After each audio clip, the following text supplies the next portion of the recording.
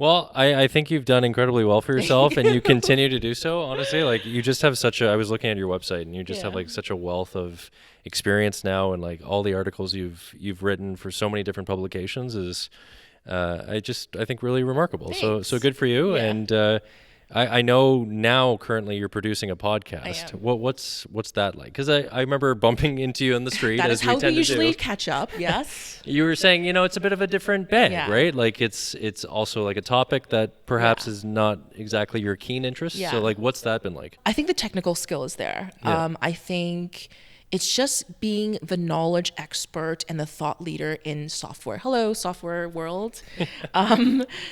It was like a job that kind of just fell into my lap, and I always wanted to work in a startup environment, so I thought I would give it a try. Yeah.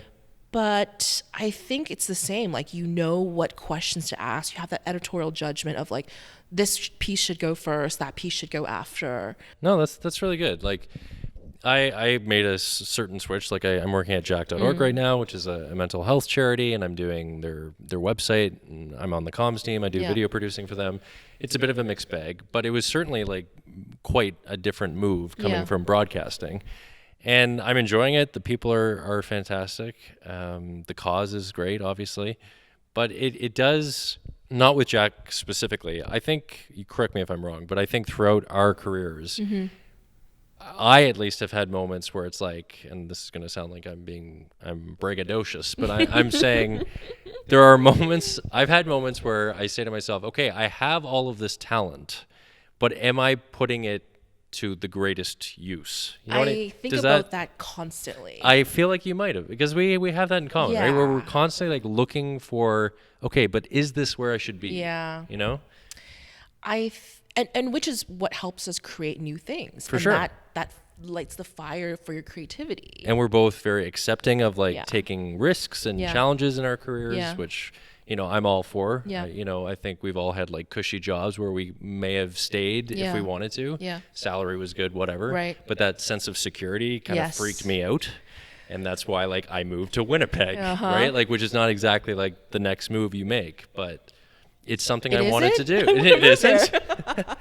But no, like I think we both have that in common, where we want to challenge ourselves, even if it's not like what we Yeah. thought we drew up. Yeah. You know? I think I'm speaking as if I'm really old and wise and sage, but Yeah, I'm yeah. not. We're actually both 80 years old. The Yeah. trajectory of a career shouldn't go from like 0 to 100. It should Mm-hmm. go to like 0. Oh, okay, you failed. Okay, what's next? Like, Right. you learn from all these failures, Yeah. and you just kind of keep moving forward. And I think, but I speak from a place of privilege where I can be like, I'm going to take that risk because I don't have I'm not married. I don't have a family tethered to me.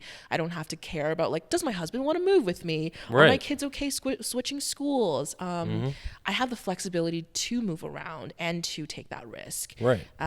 So I know that I'm very fortunate, and I try to do work that helps other people. When I write these stories, I really want to give a voice to people who don't have that. Totally. And I want to help, if there's like a fun new restaurant with a really great idea, a really great story behind it, I want to help give them some press. Yeah.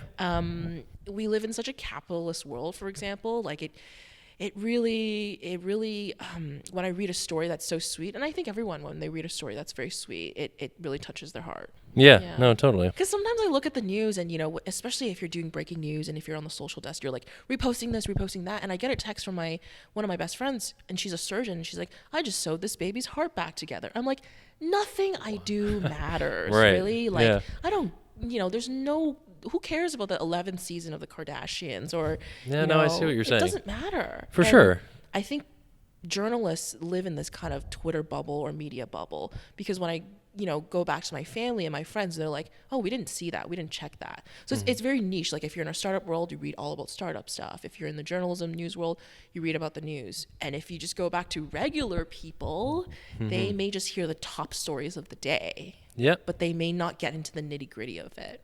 Right. And it's also like this focus on what's really important in life sometimes, Exactly. right? Like for me, like part of the reason why I kind of left broadcasting or took a little detour is because I needed a break, right? I Like 100% support that. I needed a break. Yeah. I had multiple jobs, some were on air, some were producer. Yeah. And it was just like, if it's not, you're not getting that sense of like satisfaction anymore.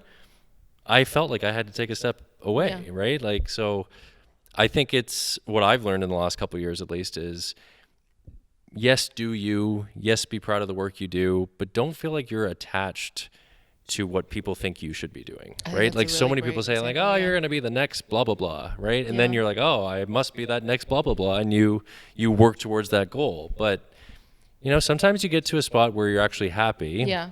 You're elevating people's stories that maybe don't get the spotlight they should. Yeah.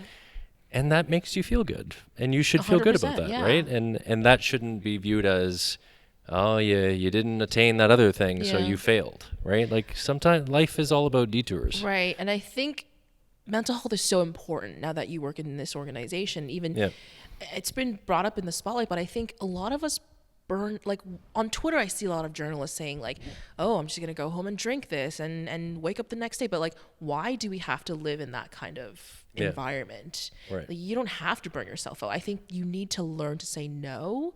And it's just a more responsible way to live, I think. Because you're not your best, then you can't do good work. Right. Exactly. So if your boss has these expectations that are really ridiculous, I'm sorry, you might have to say no. And that's something some people have a hard time doing. Right. I'm very good at saying no.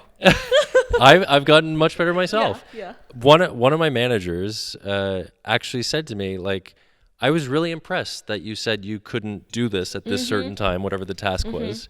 Because a lot of younger people, she said, wouldn't have been comfortable to come forward. Yes, it's an age thing. Right. And it's an experience thing as well. It's an experience thing. We have that experience now. We know what we can handle, what we should be able to handle, and what's like appropriate for us to handle, right? How many times or how many experiences do people have these days where they're essentially doing the work of 2 to 3 people? A lot. I've had that myself, So at a certain point, you can't keep adding to that plate when you can't even see the plate anymore, right? Not to bring it down, but like everybody is replaceable at their job. Yeah, no, like I agree. when they take a long time to hire and fire really fast. But this idea that, oh, your work people are your family, like, I've seen that go really south, and I don't like promote that idea at all. I think it's great to have like a work crew that you're very close with and you get along, and you guys do great work together and you help each other and collaborate.